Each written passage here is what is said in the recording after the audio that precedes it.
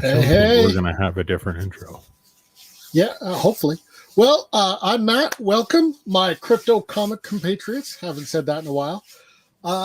We're back in our smoke-filled bat cave of a dungeon in order to bring you another Crypto Comics Couch podcast.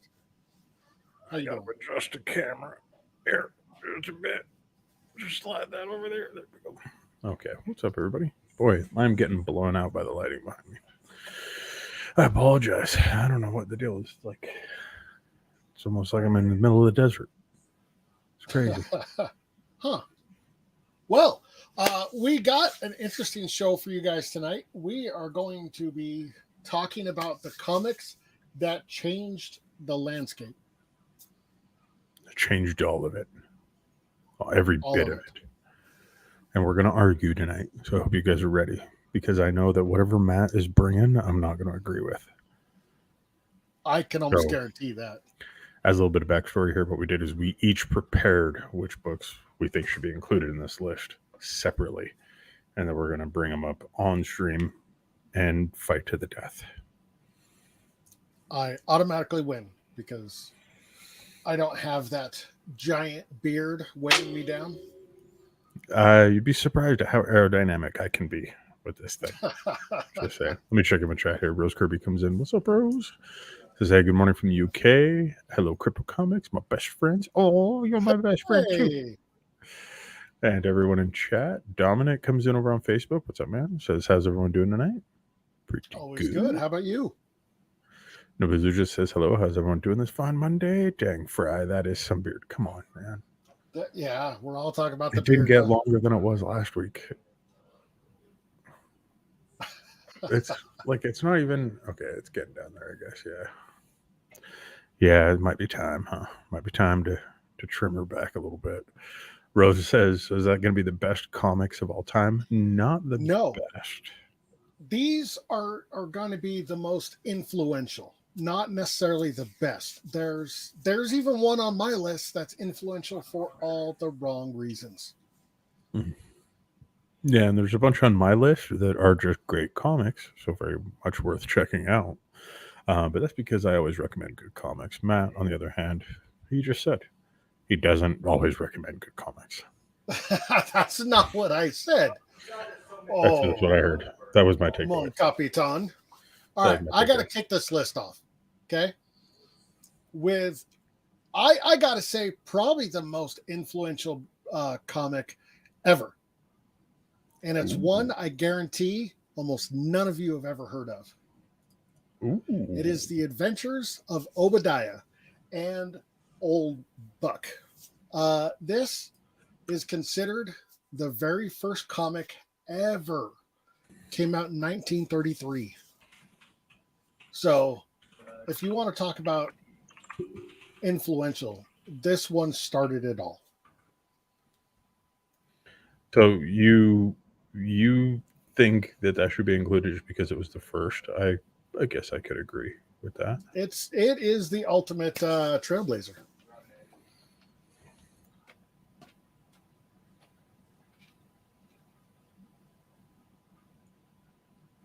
Huh. What happened? You know, those What people that happened are there? listening, just listening, not actually seeing. Um, sorry for that awkward moment of silence. Rose Kirby says, "R. I've been looking through the world of comics, top 25, top 10, and 5 changing the world." Cool. Well, hopefully we'll hit some of those on here. If we don't, though, make sure you guys jump in chat and let us know which books you think should be included on this list. Be interested to see what everybody has to say. Nobody's Illusion says, by the way, are y'all going to do anything crypto comics for Free Comic Book Day next Saturday? So we might throw something together. We're not really sure yet. Kind of talked a little bit about it.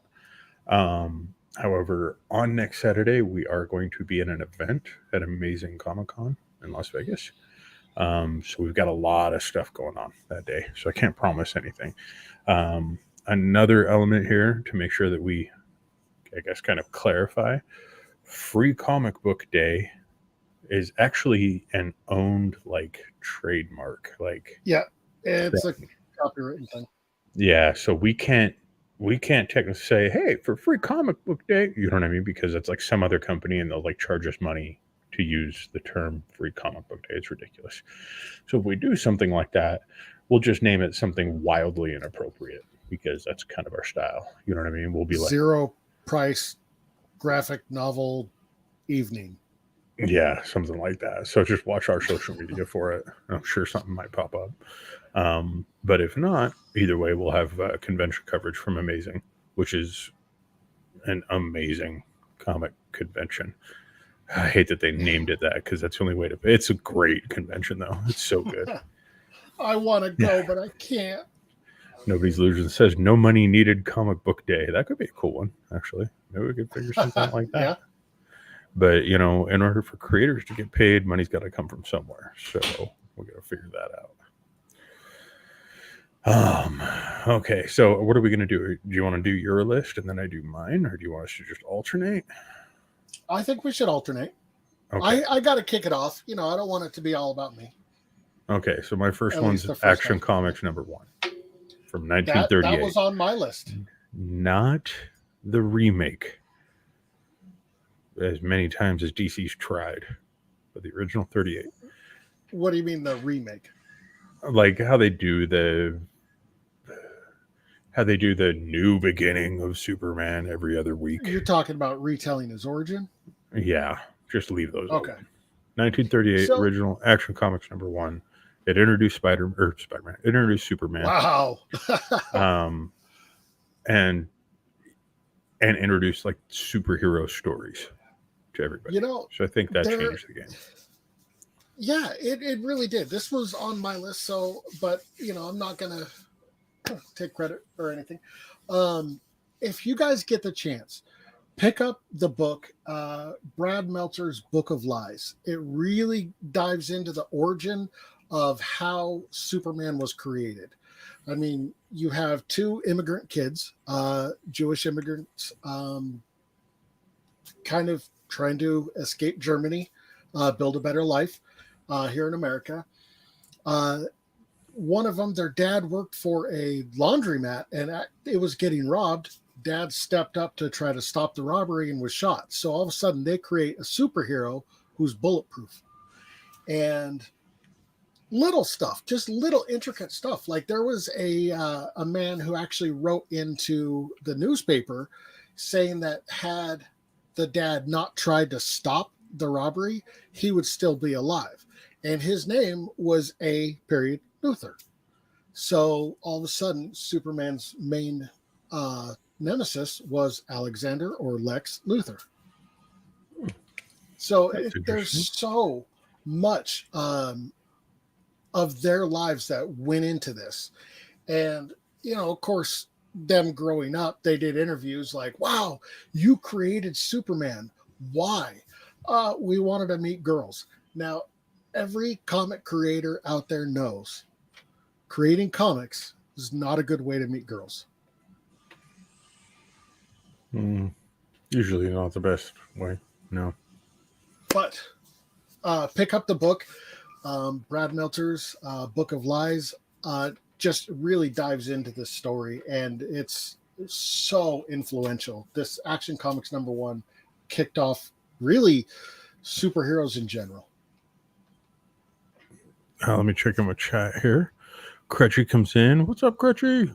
Says, Hey, French what's received up? my You Do Pooh Hulk exclusive from Amazing Comic Con last year. Was that the one that I helped you with the CBCS thing? Was it CBCS that was there? I think it was. Merritt Michaels did like a really crazy limited drop at it last year, and Crutchy was like, I need to get my hands on this. And I was like, all right. I think we went through grading with CBCS on that. That's I'm pretty cool. sure. I'm pretty sure. And if you haven't yet gotten it, after the stream, I will see what I can do and try to help. Rose Kirby says, so then, lads, is this a top 10 or more? Could be more. I don't think we didn't really specify. I didn't, anyways. Did you? We're going to talk until somebody cuts us off and Someone tells us to shut up. Yep.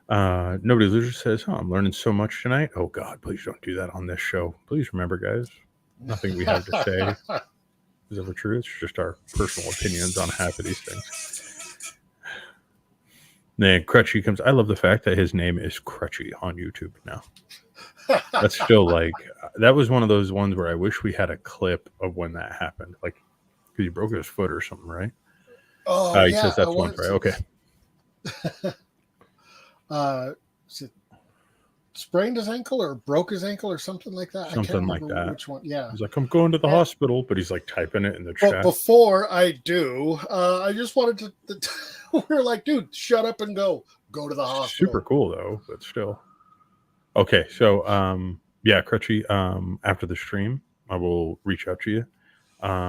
It might take me a few minutes though, because I have a call that I have to jump onto right after the stream. But directly after that call, I'll reach out to you, and hopefully it won't be too late with the time zone difference. But if it is, just hit me up in the morning. Let's see here. So next one up. So next one. What's Okay. next on your list? I got this one. Impact #1 came out in 1955. This one, it was weird. It was so different. All the stories followed a very specific format in comic books. Started kind of with Mr. Obadiah. This one completely broke the mold when it came to paneling and trying to show the inner workings of PTSD in a small story called Master Race. It is dealing with somebody who's kind of, how do I say this so YouTube doesn't get us?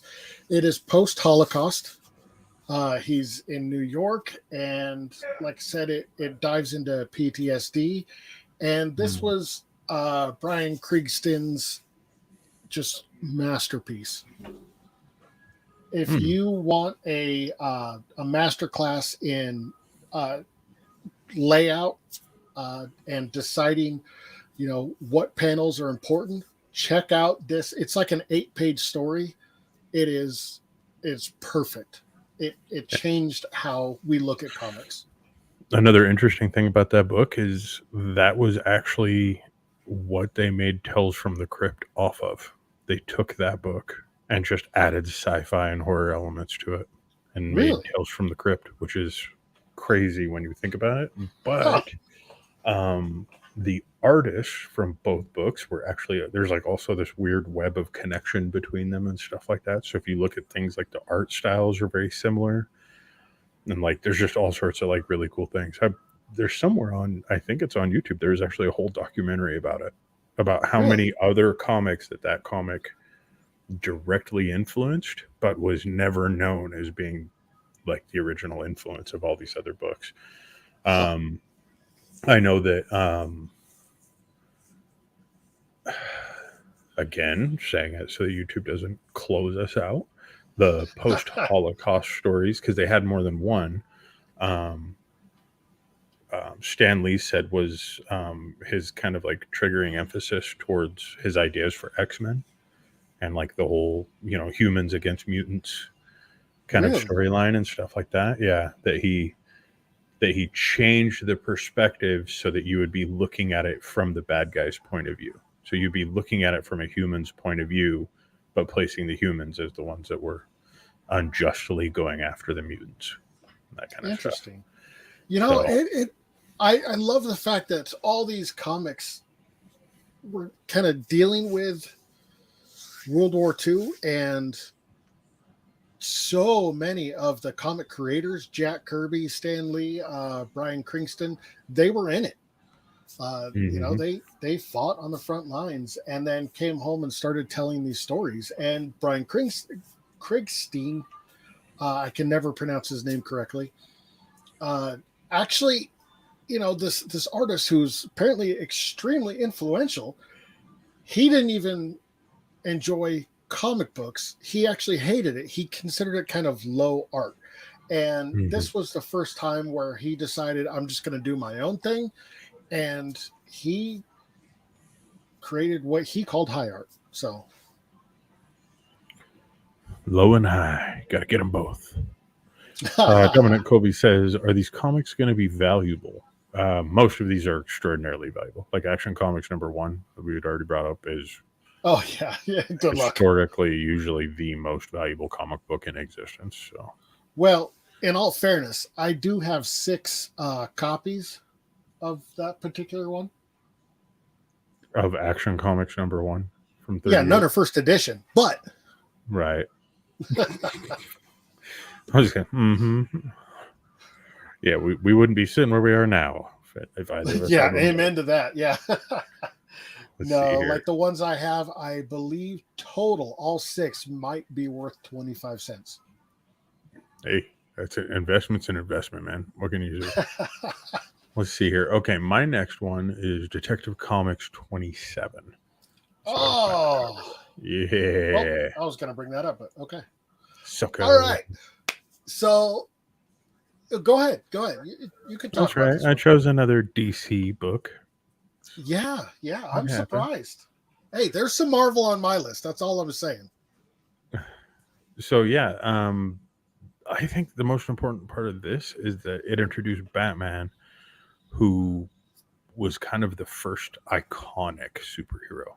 You already had Superman. You already had a lot of other, superheroes before that. But Batman was the first one that really opened its doors to full out marketing everything. Oh, yeah. I mean, it was the first time where people that didn't read comics, they knew what the comic character was.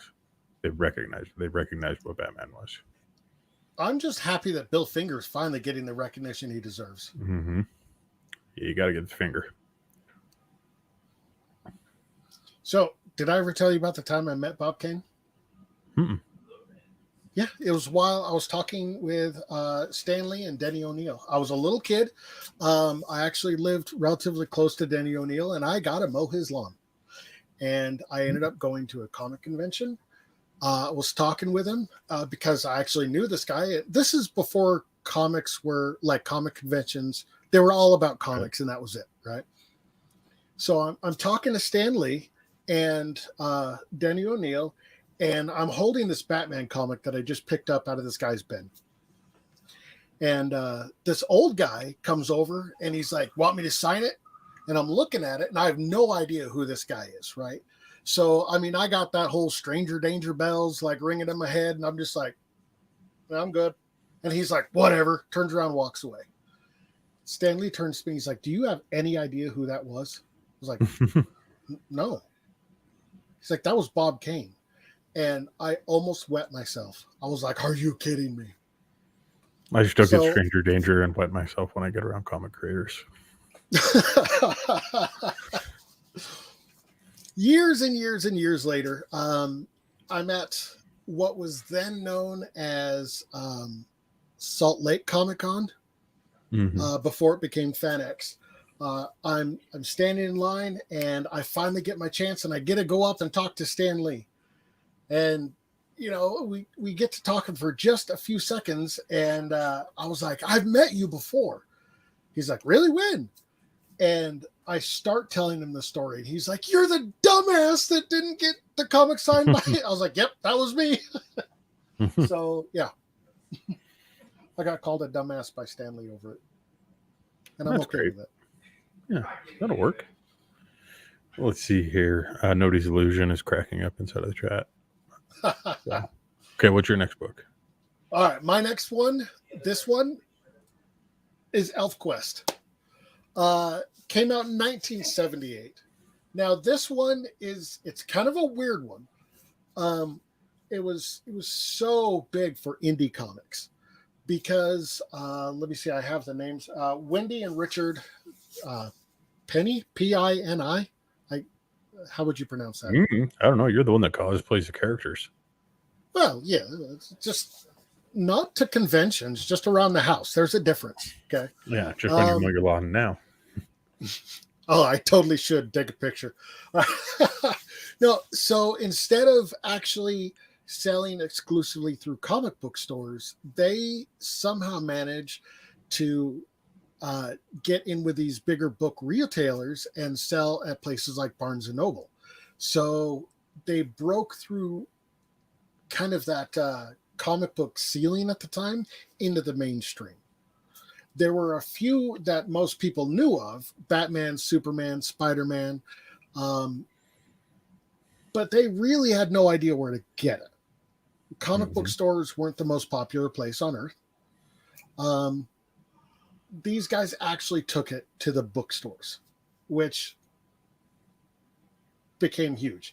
I mean, most people, when you talk about comics and you mention ElfQuest, they automatically know, and they're like, that was one of my first comics. So that's why it's so influential. Yeah, that's a good one. I like that. But I'm about to crush it. Oh, so he says. Crush it. You don't think so? All right, what do you got?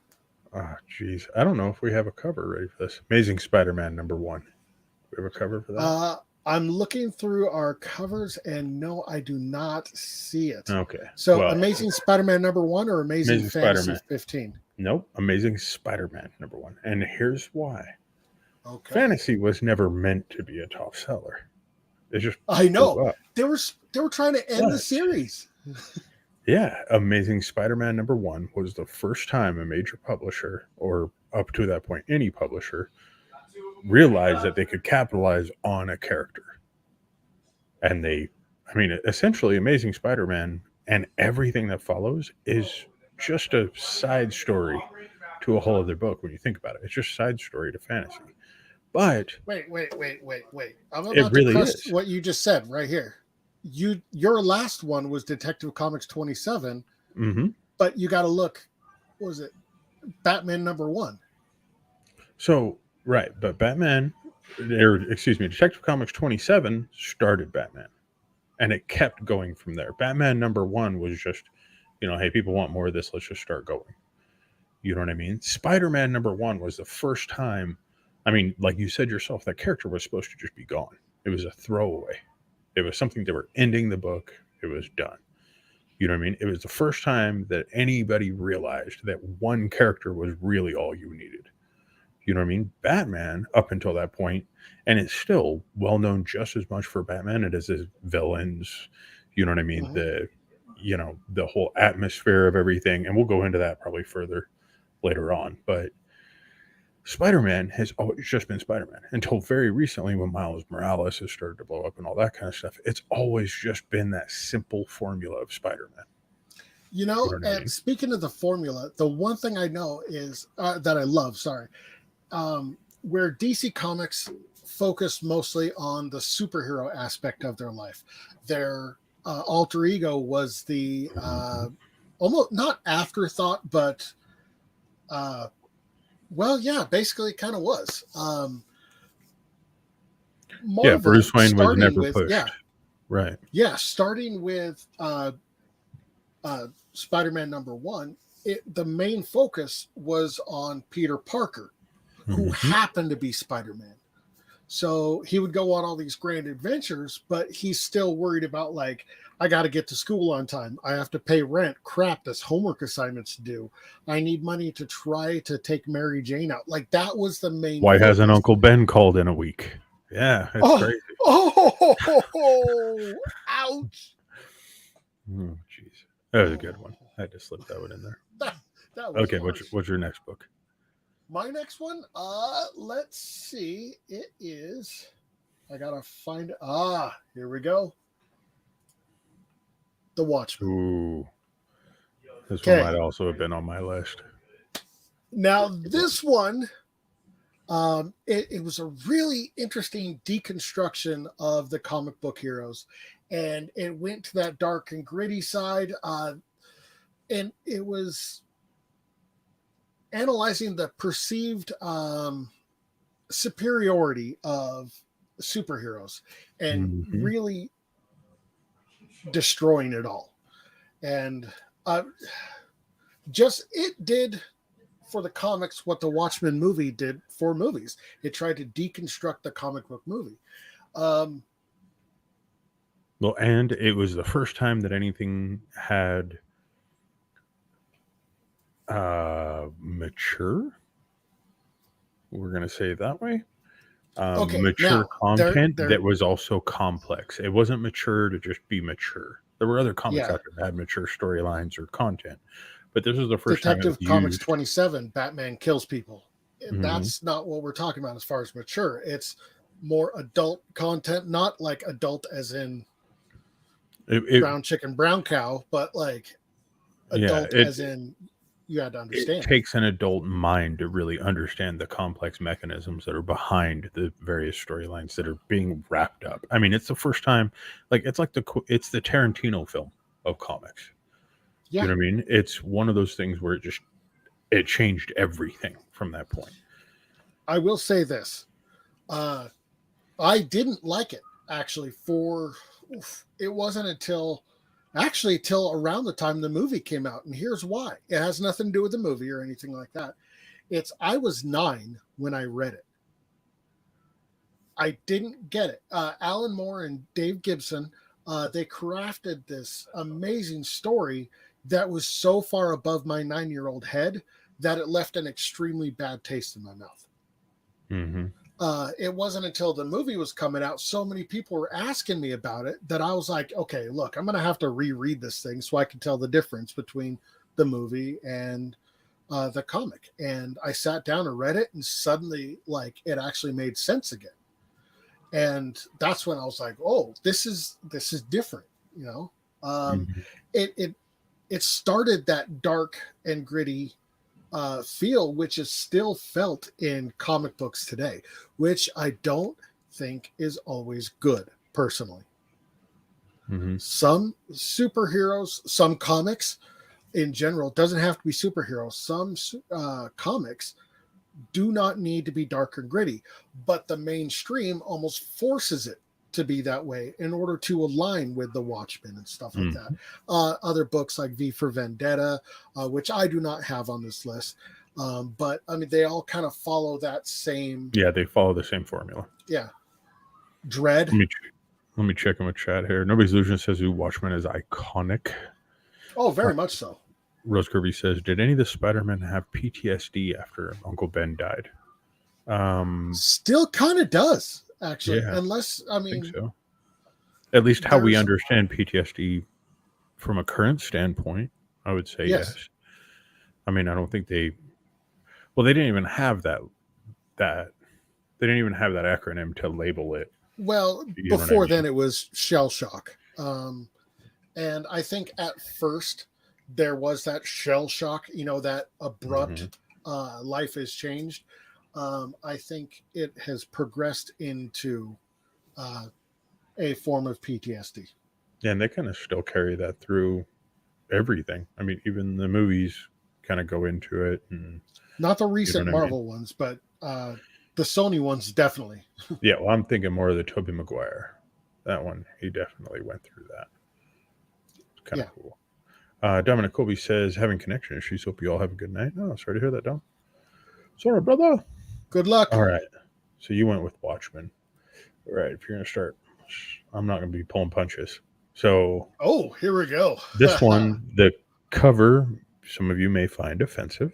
And I want to let people know that right now. Oh, I know exactly what you're bringing up. And I'm going to also let people know that this thing is...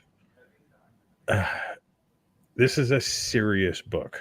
So I know it's won Pulitzer Prizes. Oh, yeah.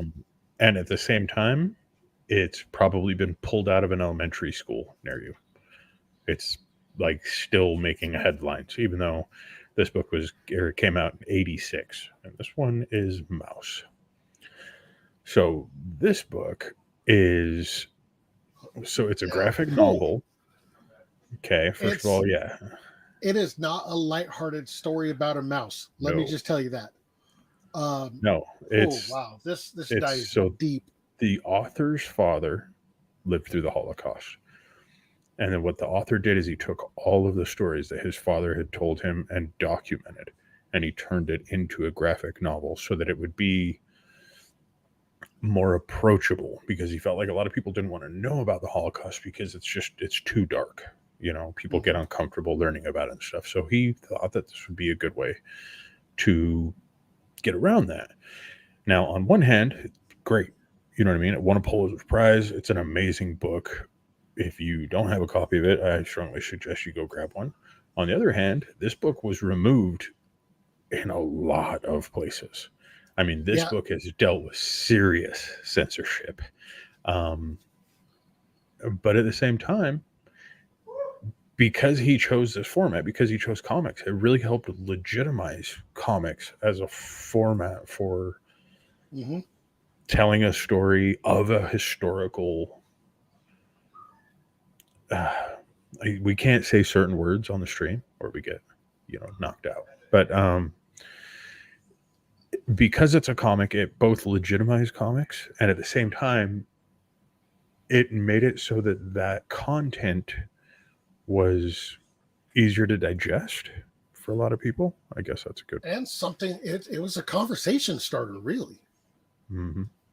I mean, being a comic with mice on it, this is at the same time of you're watching Miss Frisbee and the Rats of Nim, Feifel Goes West, stuff like that, and all of a sudden, oh, here's another mouse.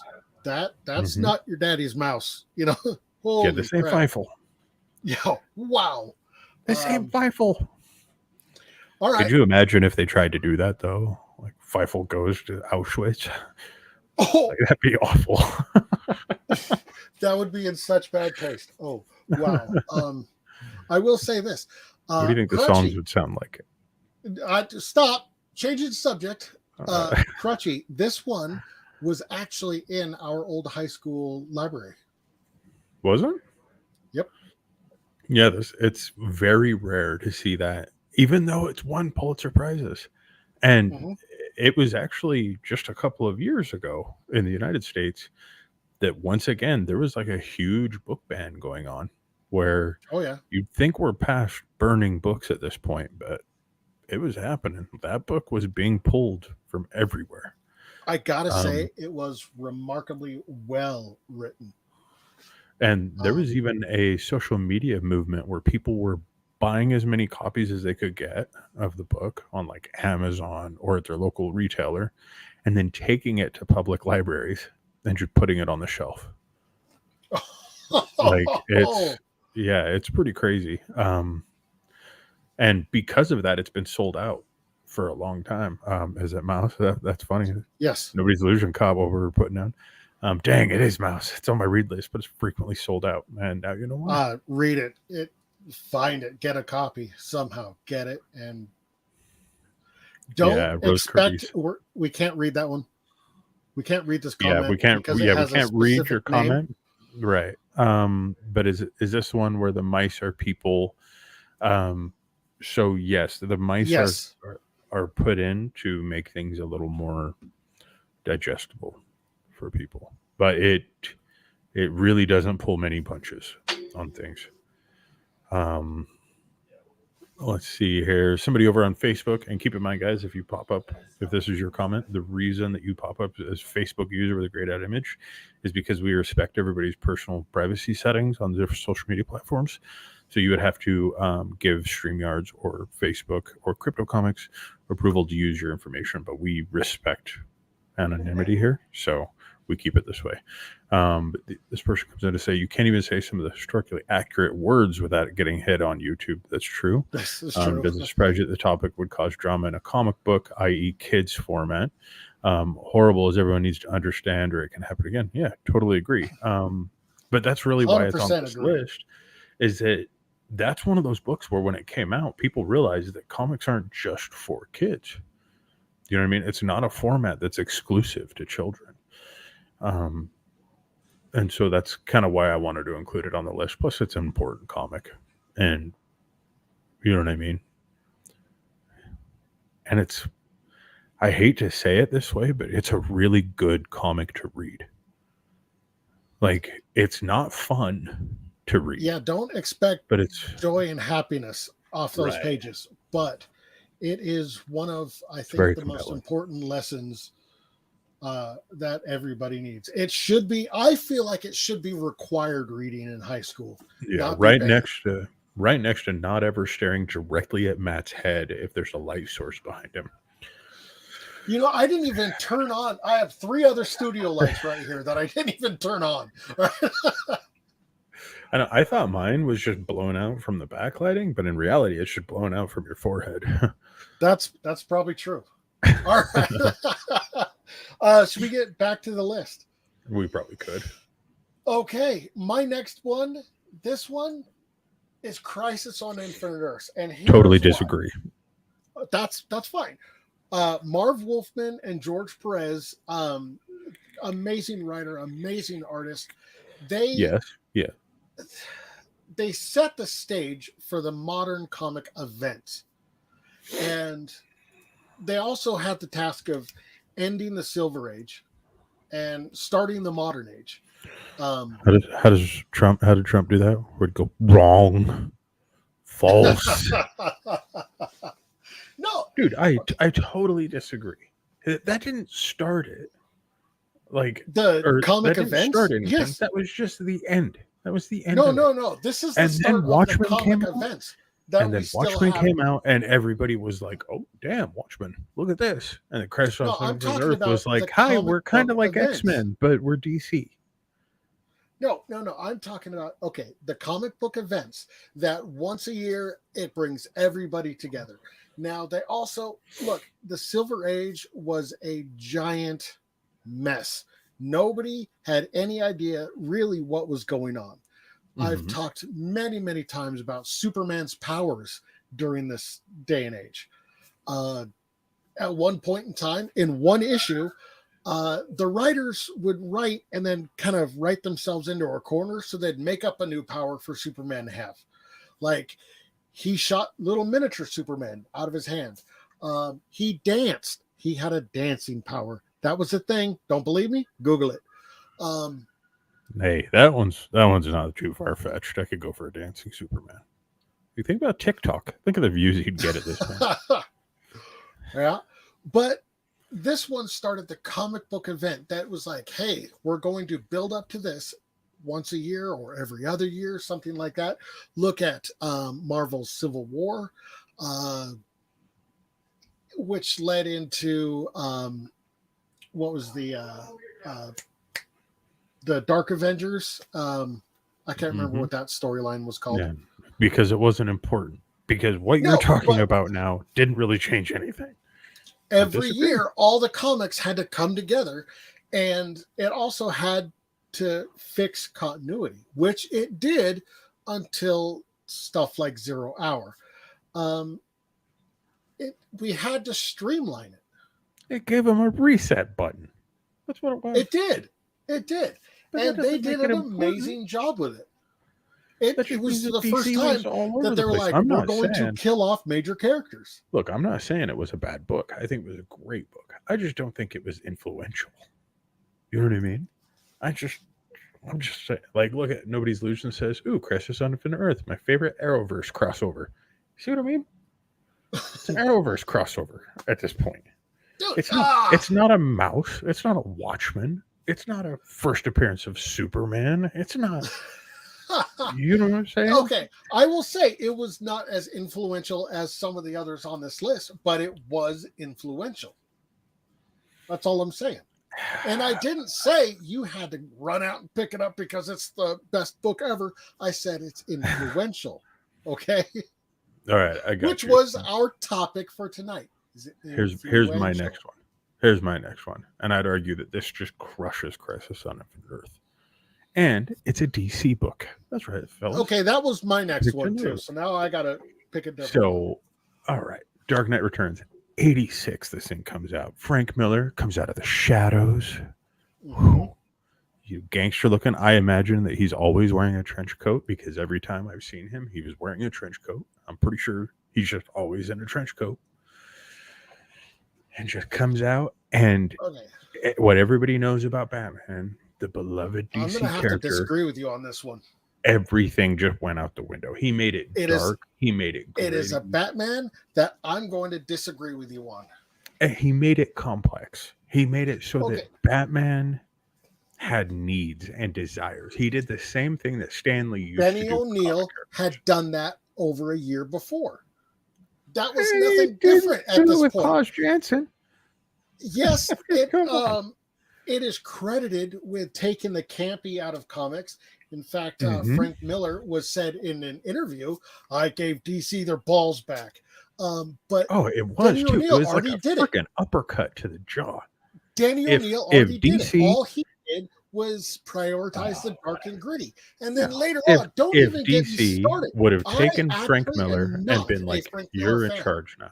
If he would have been like, "Frank Miller, you're in charge now," DC back then. DC would have been the greatest thing ever to this day. No, because dude, look at what he did with All-Star Batman and Robin. Look at what he did with Holy Terror. Over this, I will insinuate physical violence. He became racist, misogynistic. I don't even know why you're arguing with me on this when it was also on your list.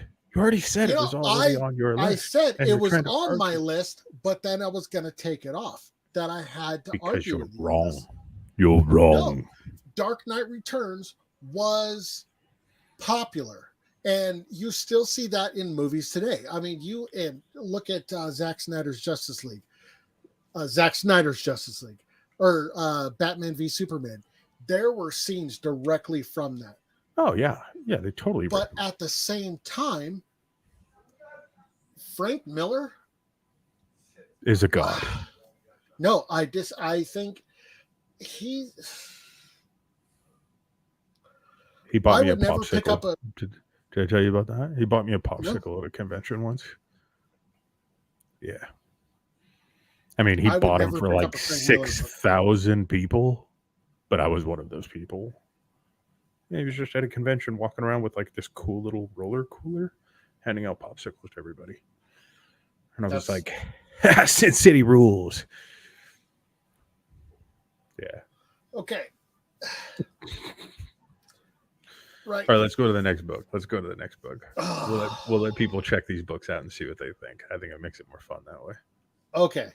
All right. If you're going to look at Frank Miller's books, I know what you're doing. I will say this. I will look at his more recent stuff as well. Okay. Then look back at his earlier works with that different lens. It kind of changes things a little bit. That's all I'm saying. All right. My next one, this one is The Sandman. Dirty man. Issue 19. This was also on my list, but you're choosing issue 19, and I would have chose the intro.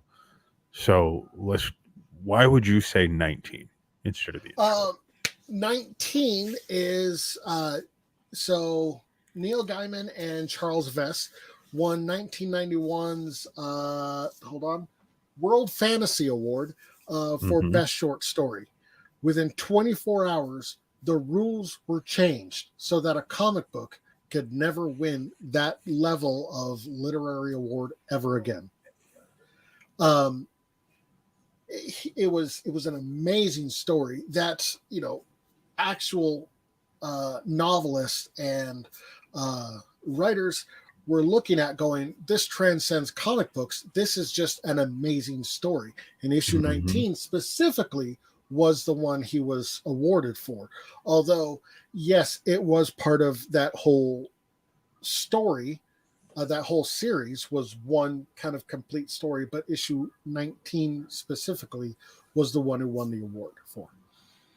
So why I put it on, and I totally agree with everything you said, but I put it on my list for a different reason. The reason I put it on my list is because it was the first time that a successful comic literally grabbed different talent for every issue. And Oh, yeah. I love the idea that that was the first time that major comics really accepted what was happening in indie comics all along, which is just a revolving team working in the same medium Hmm. on the same story, and Neil basically just running the chariot. You know what I mean? And I think that's influential just because, in turn, its success in doing so, before Sandman, everyone looked at indie comics as just this weird hodgepodge of all these different creators doing something over here and something over there. I mean, even Hmm. Image was plagued with this as almost like a dark cloud over Image for a long, long time. Oh well, Agreed. these characters aren't really original. These characters are from over here. This artist was from over here, and that's why it looks like this, and that's why this looks over here. You know what I mean? All the way up through up through the late 80s when Sandman came out. And then Sandman comes out and does it well. Like Oh, really, yeah. really well. I mean, a lot of people don't even realize that it was different artists and different, you know, things that were used. Not only that, it's also the first time that a major studio allowed what we would now consider modern publishing to happen. So you had people using computers to make animated Hmm. backgrounds, or not, excuse me, not. They were animating them frame by hand, not an animation like a moving image. Well, Um, yeah, it's a comic book. yeah, We'll that get was to that topic later. Mhm. yeah, wink wink. They they processed and moved through those things so elegantly that it made it all mainstream to the point that now we've got like Procreate.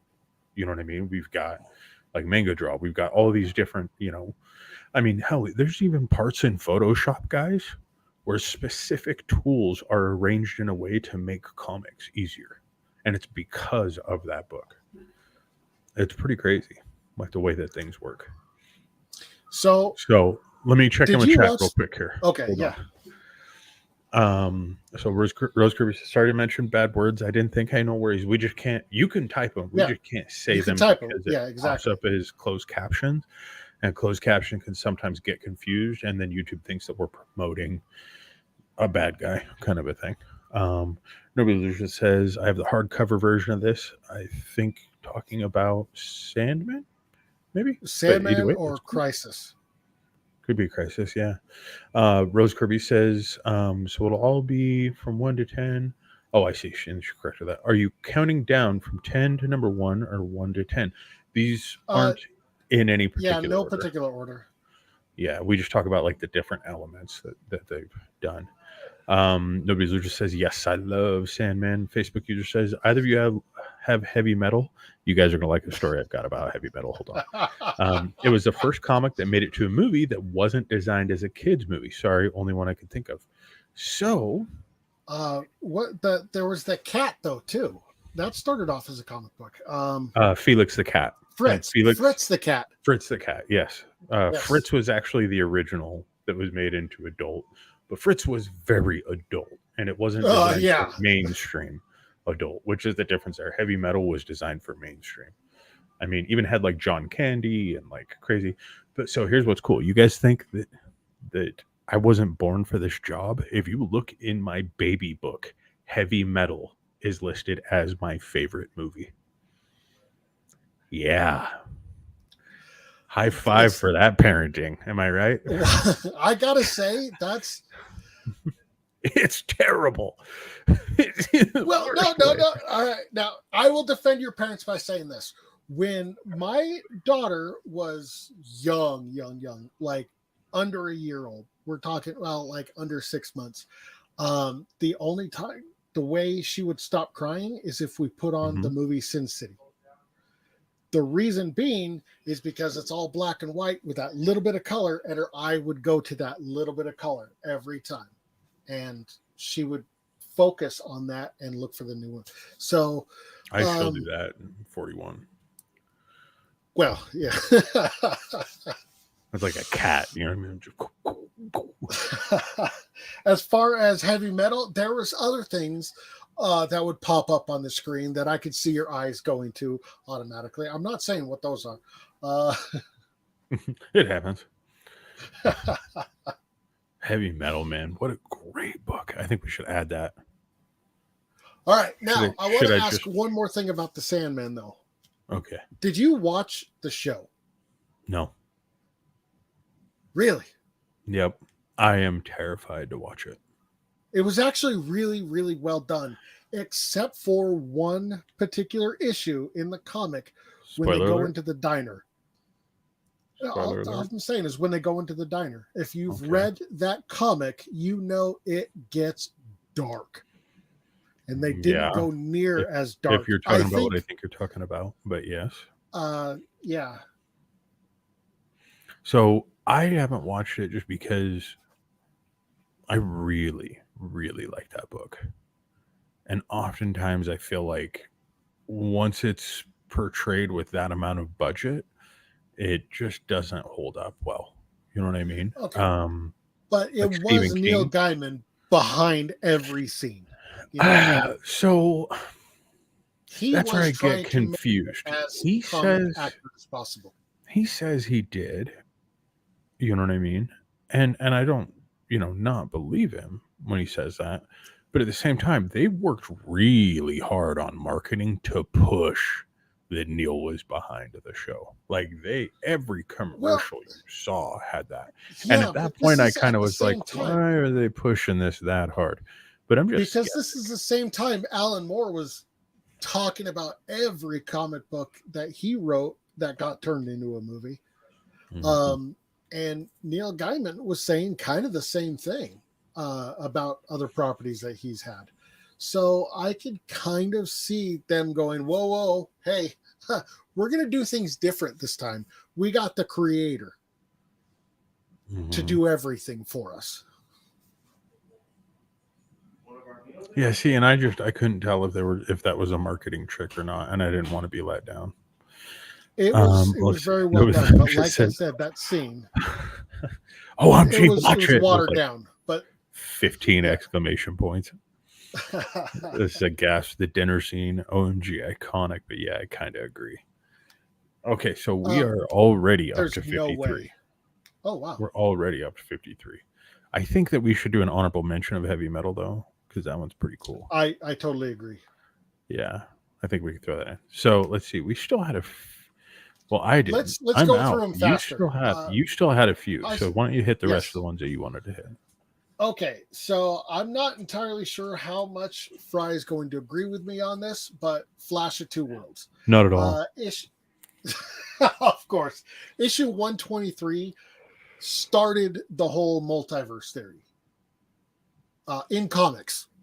Mm-hmm. In other words, the writers couldn't agree with what direction they were going, so they just chose to confuse everyone. And now they try to celebrate it. I did not grab an image for this. I can't. I totally forgot to pull an image for this one. But the death of Superman, not because it's influential in a good way. Yeah, hold on. I'll find a. Okay. I'll find an image while you're talking. Well, he's probably going to find something that's totally ridiculous. What they were trying to do was postpone the wedding between Lois and Clark in the comic books to match up to the wedding of Lois and Clark in the TV show with Dean Cain and Terry Hatcher. So they're like, We need to do something. So they decided to kill him off, which was kind of an inside joke. One of the creators that was in the writer's room, every time they're like, okay, we need a new idea, kill him off. And finally they were like, okay, let's hear what you got. So he's like, oh, crap. Now I got to come up with a story. So they came up with a whole doomsday thing. People were going to the comic book store picking these up, and like, I want to buy 3, 4 at a time because this is going to put my kids through college. People were going with that mindset. There were so many more than that, though. Like, I remember my local shop. There were people buying like all of them. You know what I mean? See, my local comic shop had a limit. I remember at the time it was Cliff's Comic World. It was like 3 per customer. Did you get how many copies of the Black Bag do you currently have? None. Really? I got rid of them. They were. I mean, yeah, that was just one of those things where nobody needs them anymore. Now people just have them because it's funny. It's almost like having a physical meme at this point. Yeah. Now, I got to say, though, it was very well drawn. Dan Jurgens, amazing artist. But there was never an intention to keep Superman dead. This was not an Uncle Ben or a Bucky kind of thing at the time. By the way, Bucky has come back since then, spoiler alert. But it wasn't until very recently. All right, so I found an image of it real quick. Let me go ahead and pull that up here. Oh, I knew it. Really, you're killing me. Well, I'm just kidding. Okay, so this is what this book looked like. Yes. And what it was when I was saying the Black Bag version. Yeah, it was just a wrapper, guys. It was the same wrapper that they used to put on sports cards. And everybody just believed, oh my gosh, because nobody's going to open this book, right? So nobody's going to know what the cover even looks like. And guys, here's how bad it got, right? Because we were kids at this time. The kids would start talking to one another and they'd be like, you know what? There's supposed to be like different covers inside of that bag. And so then that started spreading around. So then everybody thought, oh, it's going to be more valuable if you have one of these that's unopened. But in all reality, it's a cool cover. That's what it looks like. It was a wraparound cover with a fold-out panel. I like that. I mean, the most convenient thing about this book is that they shipped it already in a garbage bag. It was a good story. It was just it was the first time DC did DC. Yeah, here's the thing though. It was marketed as like, oh, we're gonna kill him off, and it made the news. CNN was talking about it. And then I remember my dad coming in and was like, are they really going to kill off Superman? And I'm sitting up in my room and I was like, no. Yes, but no. They're going to bring him back. Yeah. And he's like, should I buy it? I'm like, I'm going to because I'm reading consecutively. So. Yeah. All right. Well, and then when they brought him back, they brought him back 4 different ways. And then that blew up in their face. Wasn't it 4? How many were there? It was 4. There was Man of Steel, Superboy, the Eradicator, and the Cyborg Superman. Yeah, it was. Y'all, you could just jump on YouTube. If you were paying attention enough to Superman's past, you would have known that the Cyborg Superman was actually the Eradicator, or was actually Hank Henshaw. Sorry, the Eradicator. I didn't see that one coming until he was like, "I'm the Eradicator," and I was like, "Oh." The robot? That's weird. Yeah, the whole damn thing's weird. Let's be realistic. Nobody says, how much are they worth now? Like a penny. I have no idea what the value is. Yeah. Rose Kirby says, isn't the Sound Man in Santa Claus 3? Could be. All right. The next one I have on this list is Jim Lee's X-Men. Oh, that just took us all out of the screen. All right. Look at Gambit. So handsome. So handsome. So handsome, Gambit. Okay, the reason this is so influential was it was the new gateway to get into comic books. The redesigns that Jim Lee did. This was first off the last comic written by X-Men comic written by Chris Claremont for quite a while till just recently actually. Here's another interesting thing. It was pre-Liefeld shoulder pads. Well, Colossus got and Storm there, yeah. Not as much as they would get. Now, this came with several different covers, which was unheard of at the time, really. This was basically our introduction to fleecing their fans. Yes. But at the time, they only had, 3 covers at the time? Or was it 4? Was Magneto the wraparound on the last one, or was he? I don't remember. I know that they upped the ante as soon as everything started selling out on Diamond. They were like, "We need more covers for everything." But that one was originally supposed to get. I think it was the 4 covers. It was supposed to be 4 covers that, hey, you collect them all. Hey, cool. It was not like we're gonna try to make a ton of money. It's just, hey, this makes one big picture. Check it out, kind of thing. But they made a ton of money. Oh, yeah.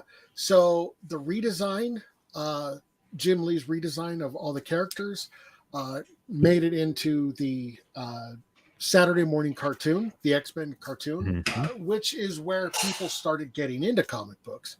Because you watch the cartoon, you go to the comic book store and be like, I recognize these guys, pick them up.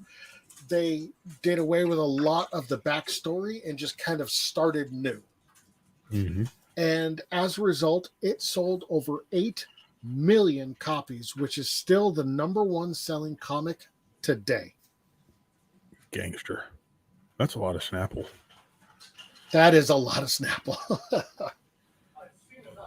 I'm just saying. All right. So what about indie comics? We got to throw an indie one on here. Well, we've talked about quite a few indie. There was Impact. No, I mean like a modern Maus, Elf Quest. Oh, like where are things going now? I have to say, let's see if I nod, nudge. This one up. We're at an hour. Hint, hint. Wink, wink. Yeah. I see it. 1, 2, 3, 4. There's number 5. Let me share my screen here. Present share screen. Why do I keep forgetting where the share screen button is? I have to say, Dreamkeepers Volume 5. It's changing the game. I like it because of the animation, because of the audio, that's exactly. Well, not just that. If you look at a lot of NFTs. Are known as the crappy art. You have Bored Ape Yacht Club, Crypto Kitties, all that kind of stuff. It's just the simple, basic thing. Even when you look at, let's branch into a little higher art, going back to the Impact #1.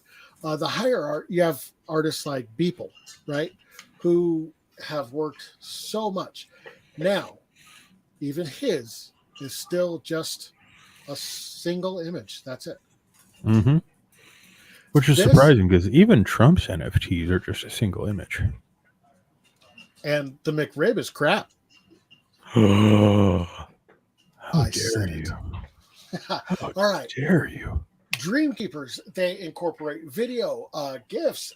They have the soundtrack. They have the commentary.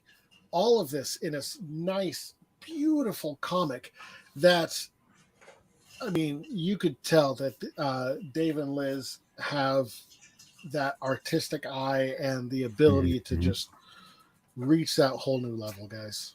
This comic really sets the bar extremely high. In a big way. Yeah. In a huge way. Yeah, what's really fun is to watch other creators check this book out for the first time Agreed. and just Agreed. watch their minds just, and they're just like, what do you mean this is all possible?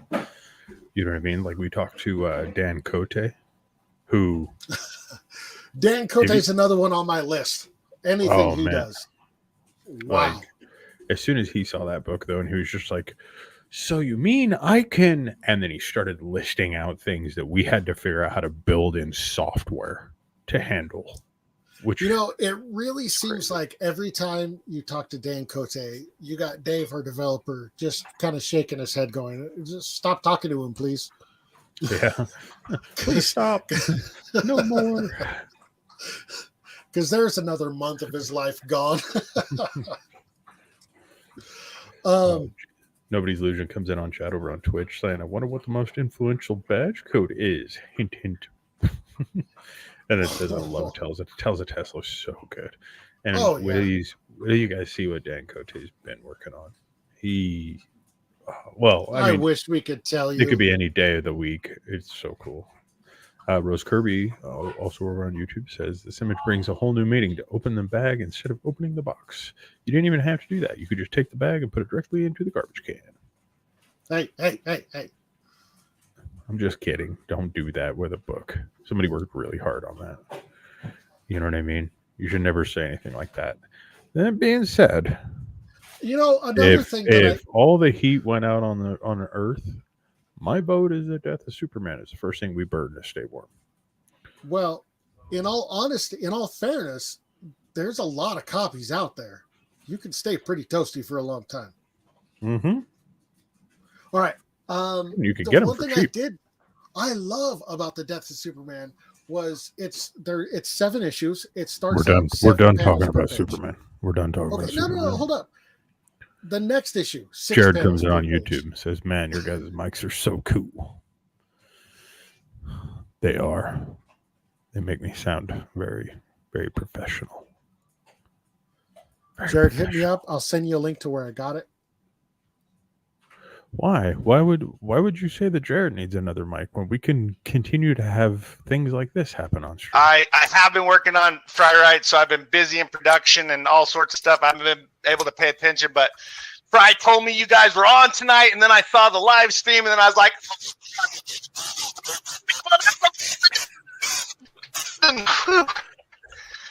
I think everyone can remember Jared's headset.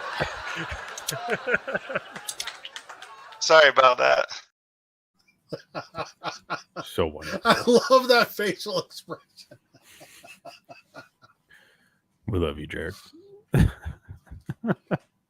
Where are you, Jared? Nobody says, hey, Jared, saw your comment on YouTube. And Jared says, when are you going to look professional?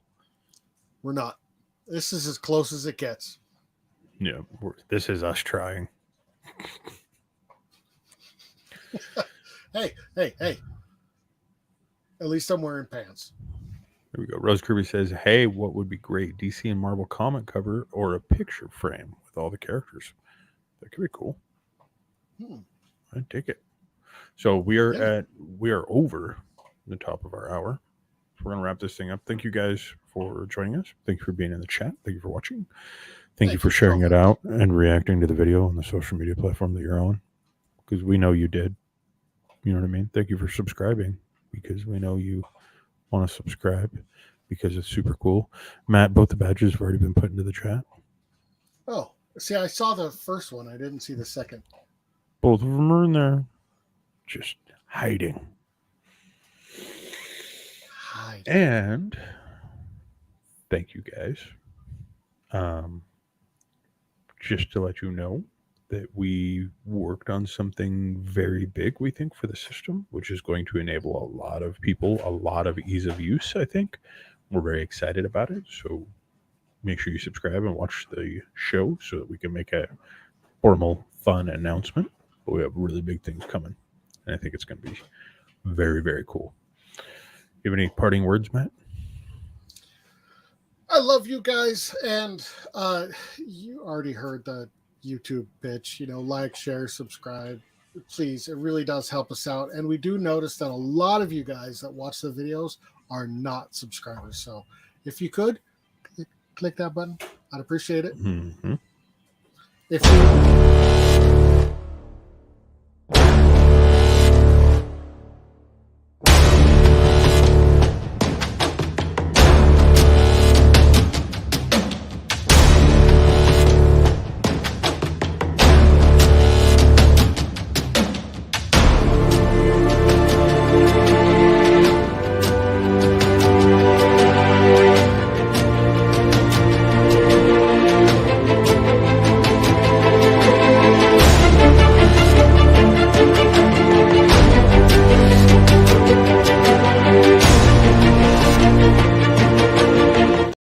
Look, dude, I'm telling you, this should have made the list. Dude, Cosmic no. Ghost Rider was He the is best thing so ever. overrated. Dude, And you're it- overrated.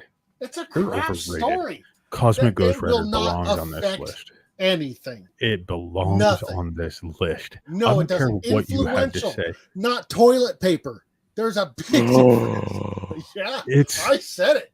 this I is the said greatest book that's ever been made. And I No, stand no, by this. no, It's the no. greatest Even if storyline you were that has ever blind, graced. It's the best. It's still It's like the best. It's crap. It's Like, the best. nope.